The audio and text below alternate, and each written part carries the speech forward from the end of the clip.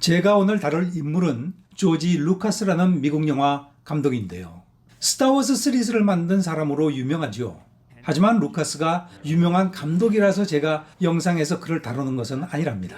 사실 루카스는 영화 감독으로는 그렇게 성공하지 못했답니다. 아카데미 감독상이나 작품상을 한 번도 받아본 적이 없죠.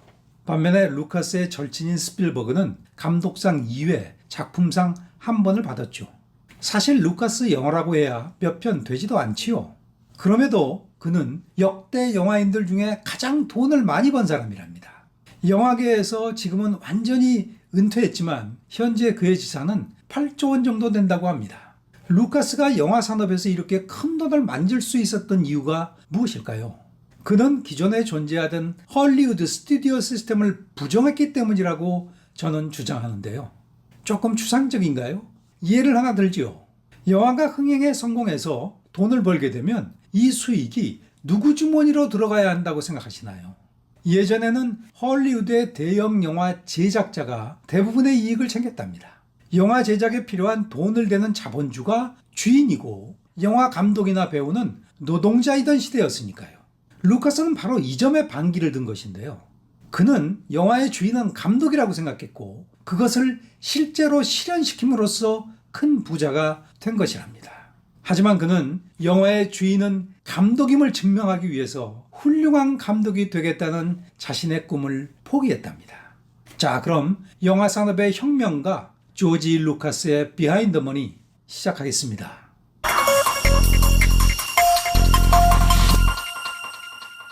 조지 루카스는 1944년 캘리포니아의 한 시골 마을에서 태어났는데요. 아버지가 규모가 어느 정도 되는 문구점을 운영했기 때문에 중산층 이상의 유년 시절을 보냈죠. 원래는 카레이서가 되는 것이 꿈이었다고 하는데 고등학교 졸업하기 얼마 전에 치명적인 자동차 사고가 나면서 포기했다고 하더군요. 아버지는 기회다 싶어서 자신의 문구점에서 일을 해보라고 설득했죠. 그런데 루카스는 갑자기 예술대학을 가겠다고 했답니다. 아버지는 너 예술대학 가면 학비를 대주지 않겠다고 위협을 한 모양입니다. 카레이서 하겠다고 했을 때도 그렇고 루카스는 아버지 마음에 들지 않는 일만 골라서 한 것이죠. 루카스는 집을 나가면서 30살 이전에 내가 백만장자가 돼서 돌아오겠다고 큰 소리를 쳤다고 하는데요. 그리고 그는 이 말을 진짜로 실현한답니다. 하지만 대학 진학 준비가 잘 돼 있지 않았기 때문에 루카스는 일단 동네에 있던 커뮤니티 칼리지에 들어가서 주로 영화 제작에 필요한 기초 역량을 키우는 일에 몰두한답니다. 그리고 얼마 후에 영화 제작을 제대로 해볼 생각에 USC로 전학을 가는데요. USC 영화학과는 미국에서 1, 2등을 다투는 대학이죠. 입학 허가 받기가 엄청 어렵답니다. 스필버그도 지원했지만 리젝트 받고 다른 대학으로 갔다고 하더군요. USC는 특히 헐리우드와 가까이 있기 때문에 유명한 영화인들 강연도 쉽게 들을 수 있고 그들과 일도 같이 할 수 있는 기회가 많다고 합니다.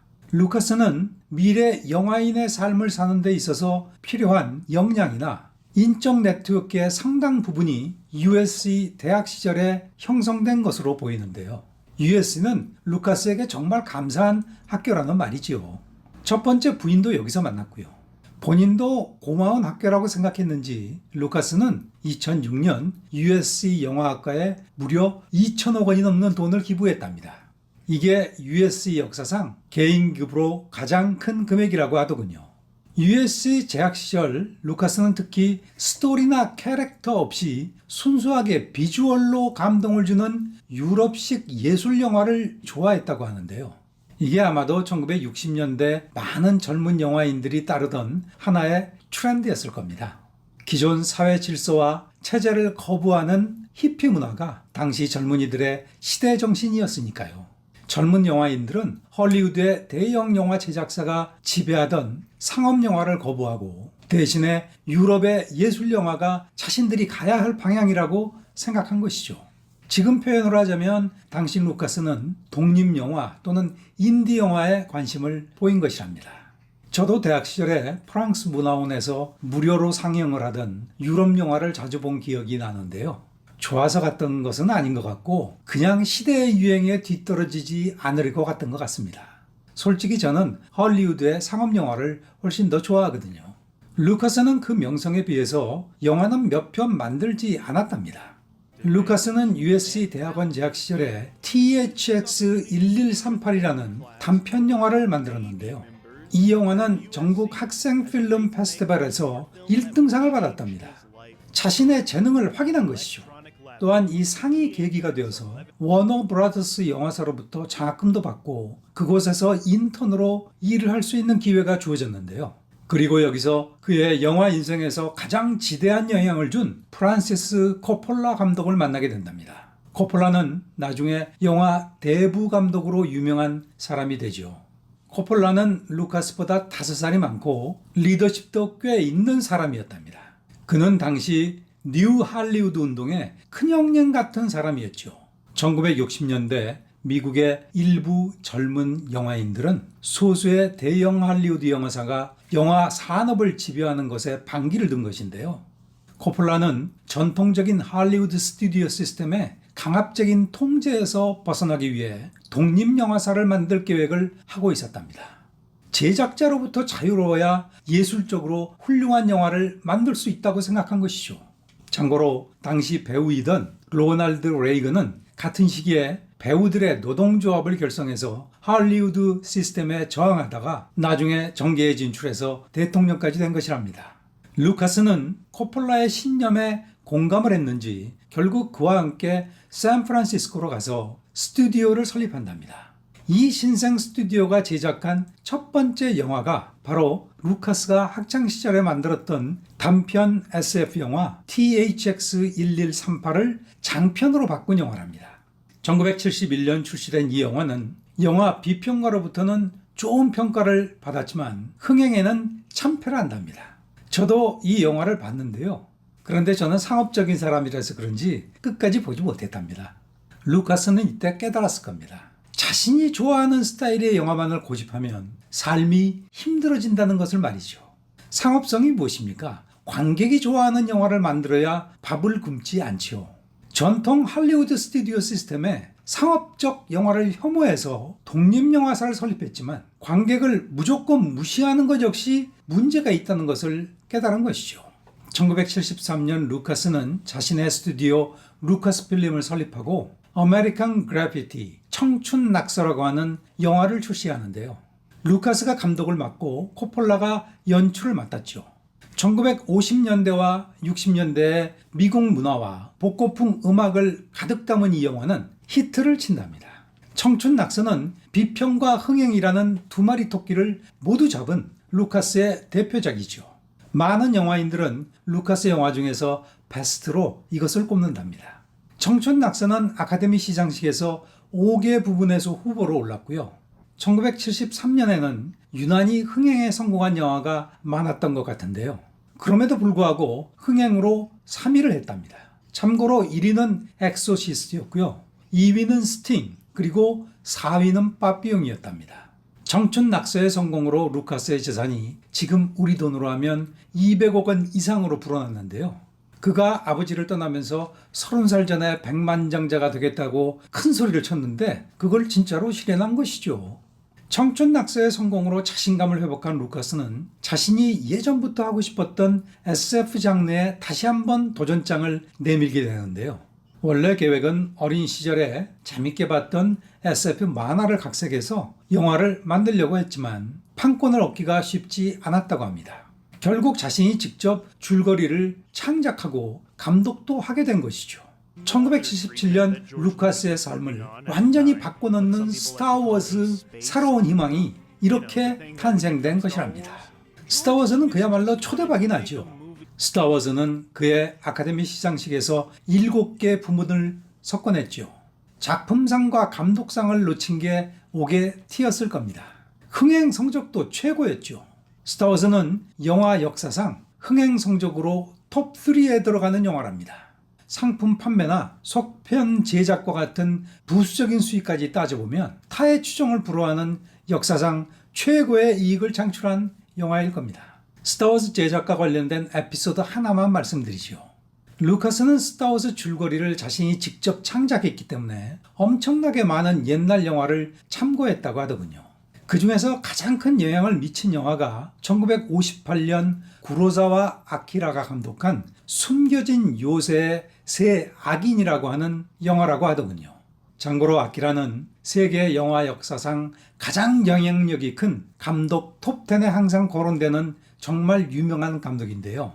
역사적인 배경은 다르지만 스타워즈의 플롯과 등장인물이 아키라의 영화와 유사한 점이 정말 많답니다.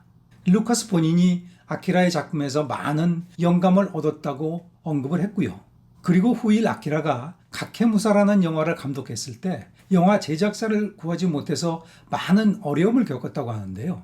이때 루카스가 선뜻 영화 제작을 맡았다고 하더군요. 스타워즈에 영감을 준 것에 대한 일종의 보답을 한 것이죠. 1980년 가케무사는 칸 영화제에서 그랑프리를 수상했죠.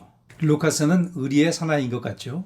하지만 스타워즈 영화의 성공적인 흥행 그 자체가 루카스의 삶을 바꿔놓은 것은 아니랍니다. 더 중요한 사실이 있는데요. 당시 스타워즈는 영화 제작자를 섭외하는 데 많은 어려움을 겪었다고 합니다. 히어로 장르나 SF 장르가 당시에는 인기가 전혀 없었다는 것이 이유였겠죠. 그런데 다행히도 20세기 폭스가 영화 제작 및 유통을 하기로 했는데요. 20세기 폭스 측은 루카스 감독의 월급으로 그에게 $50만 제시했죠.